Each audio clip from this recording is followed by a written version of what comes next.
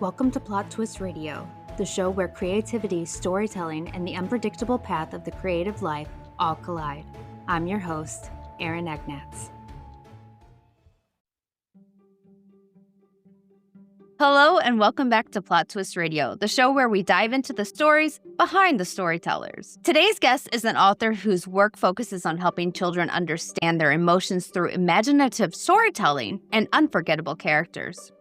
His debut children's book, Socko the Flamingo with Tennis Shoes, introduces readers to a bright, quirky flamingo who dares to stand out in a world that quietly expects everyone to be the same. Through playful adventures, cosmic journeys, and a pair of neon green sneakers, Derek explores themes like identity, courage, emotional literacy, and self-acceptance, all in a way that feels joyful rather than heavy.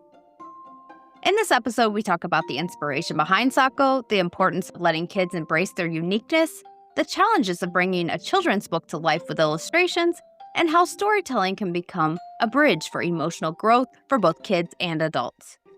So if you've ever felt like you didn't quite fit the mold, or if you're raising or teaching someone who might feel that way, this conversation is for you. Hi, Derek. Welcome to the show. Thank you, Erin. Thanks so much for having me. Can you tell the audience a little bit about yourself? Sure. I'm an author who loves using playful characters to help kids understand their feelings. And my first book, Socko the Flamingo with Tennis Shoes, is an example of that. He lets me explore identity, courage, and self-acceptance in a way that feels fun and accessible. I think most of my work centers around stories like this one, where imagination becomes kind of a bridge to emotional growth. Love that. So what was the very first spark that created Socko? Well, it was started out as a gift, actually, from my mother-in-law. She loves flamingos, and my husband loves statement footwear. So that's how I developed the character. When I wrote Socko the Flamingo with Tennis Shoes, I wasn't trying just to create a character who was just quirky for the sake of being quirky.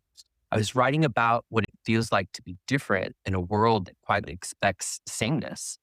So Socko just happens to express that through neon green sneakers and cosmic dance moves. I have neon green sneakers, so as soon as I saw that, I was like, oh my God, that's awesome. The more neon, the better for me. But what is it about a flamingo?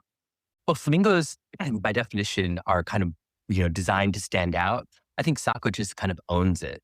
And so by creating a character who's kind of quirky by design, just kind of made sense to help tell the story.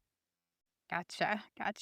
So Socko's story it starts with joy instead of a problem to solve. What made you go that route?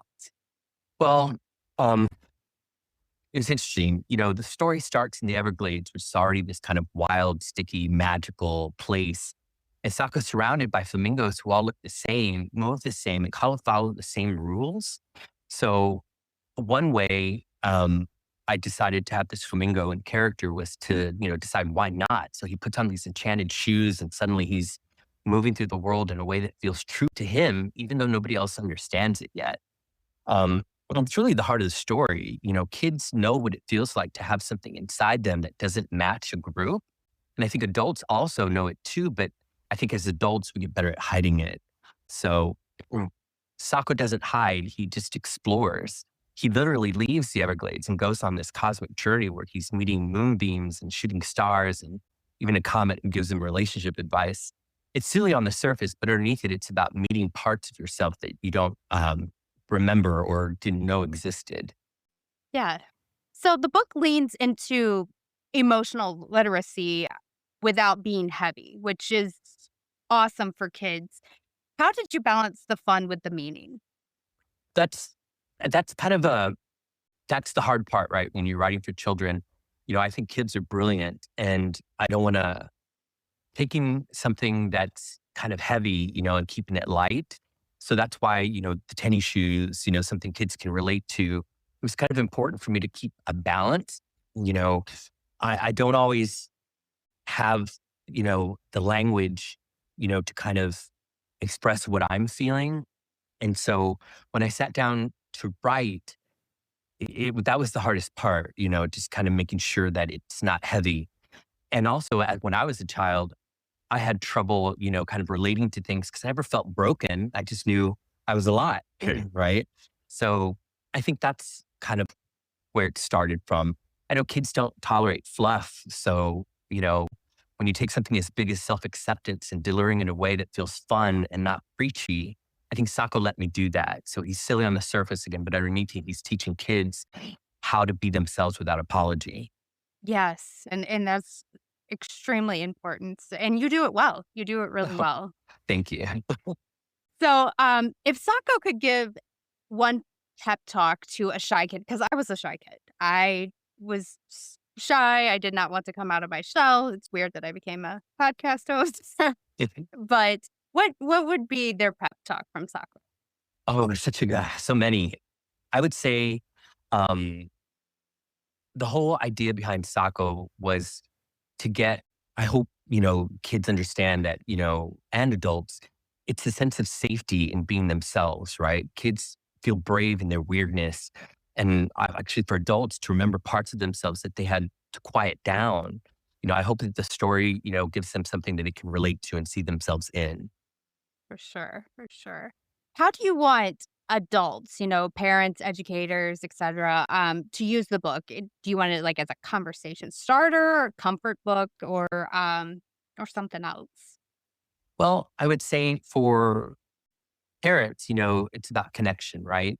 So, if you see your child, who's maybe a little bit different, celebrate it, right? It's not something that necessarily needs to be fixed.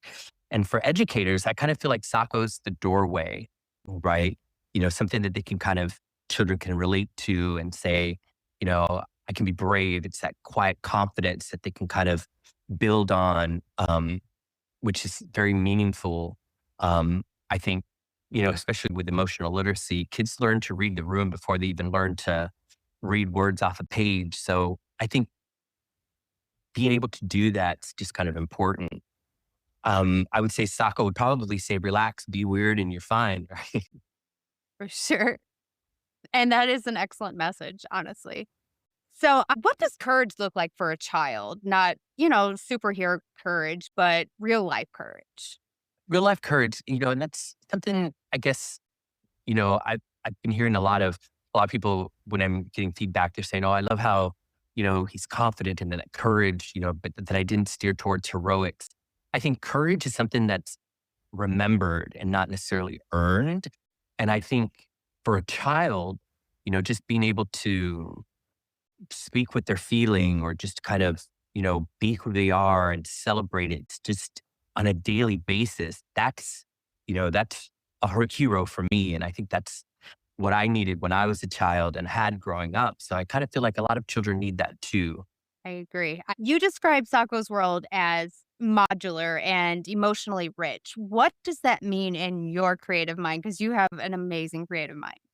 Thank you. Well, so modular means something to build on. I described Socko as being a doorway, for educators and for parents. I've worked on a classroom kit, which, has just now been finalized, that I'm hoping educators can use to kind of help children, define emotional literacy. As a child, part of the issue is that they don't have the words to describe what they're feeling. So I think, in that space, social emotional learning doesn't have to be heavy. It doesn't have to feel clinical. It could be playful, and joyful. So that's what I'm hoping comes out of my work, so, and that's, I felt like there was a gap, in that space. So I kind of wanted to kind of help fill that in. So, and I'm getting a lot of great feedback from educators, librarians love it, and they asked for, hey, is there a company kit? And I was like, yes, there is. So it's in the process, but I just completed it last week. So hopefully more to come on that. Good. Very good. That's the way to think ahead. I sometimes deal with children's authors in my publishing company. And a couple of them have told me that there were hidden details and visuals in their design choices when it comes to the children's book. Were there any details, visuals, or designs that were kind of hidden but included intentionally with you? I wouldn't say necessarily hidden by design. Um, when I published the book, and that was a whole new experience for me. I've been writing for years, but actually publishing was something I never thought I'd actually get to. Normally I just create, in PowerPoint little books, and I give them, okay, here's your gift. So um, that was something that I had to learn, right? So I paired with an illustrator who was so talented, bringing, the words to life on a page. And in the children book space, it's very important because kids look to the pictures first and then read the words second. So I wanted to make sure the pictures were strong. And the illustrator I worked with delivered really great work. So much so that I found myself editing the story to kind of match the illustrations. And then I said, well, no, because now I'm losing my story. So part of my process was to kind of help push back and say, I love this, but I kind of need it tweaked a little here. I want it to look this way, so it kind of stays true to my vision as the author. So I'm not writing a story around a picture. I want the picture to kind of be designed around my story. That was kind of hard for me. So everything that went within the book as far as illustration were very intentional. I would say there's nothing really hidden. The hidden parts are in the story themselves, with the metaphors, as, marshmallow clouds to display the confidence, and the tennis shoes are a metaphor for, courage, and just being able to stand out and try not to fit in. So I would say it was very intentional. I wouldn't say nothing was accidental, but that was the hardest part for me as an author. I could understand that. I mean, I write, fantasy books, so obviously I don't have illustrations for everything, but just, the cover alone, when I'm working with an illustrator, I have an awesome designer, but, you get something back, you're like, I don't want to correct them because I Right, feel right. bad, but at the Yeah. same time, it's not exactly that's so that to me is the hardest part. It's worse than even getting the stuff back from the editor who's like, "You need to change, like, all of this." Right. I don't know what. And I mean, and it's not that any fault to the illustrator. I mean, they're working with what you give them. Mhm. And, sometimes their vision just kind of strayed from the story, and it's great. And it was really good. And I'm just like, oh, I said, this is really good. And then, when you find yourself wanting to edit your story to fit a picture, I was like, well, yeah, I can do that. But no, because then it changes the meaning of the story. So that was, the hardest part for me. Okay, I get that for sure. So the Dallas Public Library donation event, could you tell us a little bit about that? Sure. So September was National Literacy Month. And so I wanted to make sure I did my part on that before I went on out of town for a month. I had this planned vacation. And so we went to different schools, we went to different libraries, and we donated some books, to kind of help promote National Literacy Month, which was very well received. I also did an interview with this woman out of Chicago, and she invited me to go and in springtime to do a literacy push in Chicago as well. So literacy is very important for me, especially emotional literacy, as I mentioned earlier, because I think it's a foundational skill that everybody kind of needs to learn, even adults. So yeah, so it was just very cool to do. It was inspiring, having my book so well received in libraries and at Yeah. different schools. It's gotta be a wonderful feeling, and I love that you're coming to Chicago. I'm in Chicago, so, I love to see when authors give back. It is so important, and there is a definite need here in the city for sure. Oh, yes. So that is wonderful. I'm so glad. So let's talk about the author journey a little bit because it it's an interesting journey. Every author has their crazy story behind the story. What's something that you didn't expect about becoming an author? Didn't expect how much um, work it actually is. I thought, I wrote a story and I sent it to a publisher and they're like, great. And I'm like, okay, now we have to meet about this. We have to meet about this. And I'm just like, oh, I said, I'm not done. No, no, no, no, no. So especially in the children's book space, when you're working with illustrations, there's so many moving parts to it that were unexpected to me. I'm going to say one of the biggest things that was so liberating for me is that was when I first became published, right? I had a friend who was staying with me, and she was going through a hard time. She had recently experienced a loss in her family. And I just finished writing a story. And I let her read it, and she was so moved by it that she was the actual one that pushed me to get my work out there. So as I mentioned, I never thought that this was where I'd end up, you know, as an author, published. I write all the time, but I don't just write. Sometimes play music, sometimes I craft, sometimes I just have to, for me, it's an outlet, I wouldn't say escape, but for me, just to kind of get my feelings out there. So, I'm inspired by things that I see and hear and feel. So for me, it always starts with a feeling. And that's was the unexpected thing for me, it's just now that it's out there, people can kind of gain insight into me personally, which is, a little vulnerable, but, I'm okay with it now because because it's being so well received, but two, because it helped my friend so much when she read my work that I figured, okay, well, maybe there are other people I can help too. And even if one person gets help, then it's done its job. So That's beautiful. So if you could go back and give pre-debut you one piece of advice, what would it be? well, I would say just continue being you, right? Um, don't try too hard to conform or to perform um, because, authenticity is important, right? In my professional career as a leader for a large financial company, one of my jobs was coaching crew, to emotional intelligence. And adults struggled with authenticity, right? They're like, oh, I can fake it till I make it. And I'm like, yeah, but how much energy are you expanding to do that? Right. So just be true to yourself, right? Because if I need to hire a pitcher, I'm going to hire a pitcher. If I need to hire a second baseman, I'm going to hire a second baseman. But everybody's trying to fit in and to perform that they lose themselves along the way.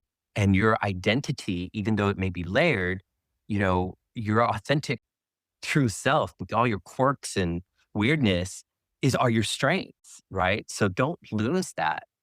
And so that would be, my reminder. And, I kind of live that too. So I am who I am. And um, I can change, by choice, but I don't want to change to fit in, because I think then I would lose myself during that process.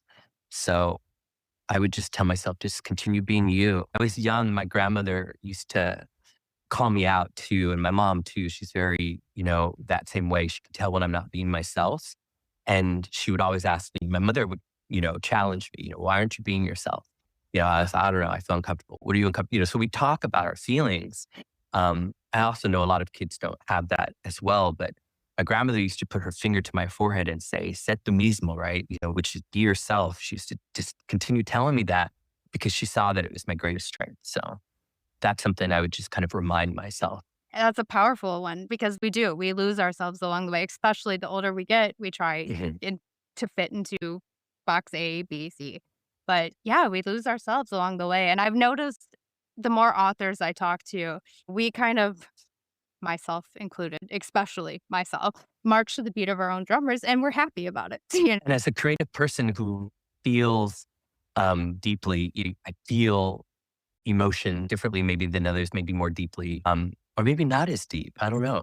But the thing is that for me also, when people ask why, why are you doing this? Or why did you do that? Or why are you wearing that? It plants a seed of doubt because as I feel deeply and, I'm also very creative. So I think, oh, is there something wrong? Did I do something wrong? Am I wearing it wrong? Or what, it puts that seed of doubt. So by keeping that positive intent, and I wrote that into the book too, when all the flamingos look at Socko and say, why are you wearing tennis shoes?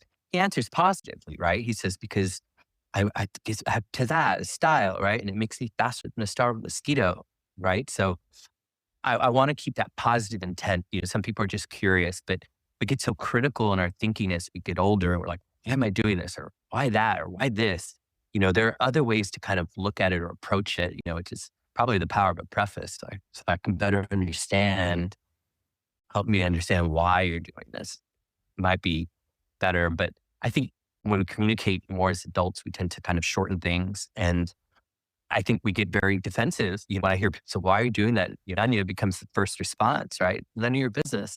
But, just to assume that positive intent, answer with heart and purpose, I think because it keeps things moving along. I don't want to plant that seed of doubt in myself just because I was asked why I was doing something, or why I'm wearing something so I think it's important that we just kind of be mindful. It's hard a lot as adults because we want to make sure that we're there and present. I think presence is more important than fitting in.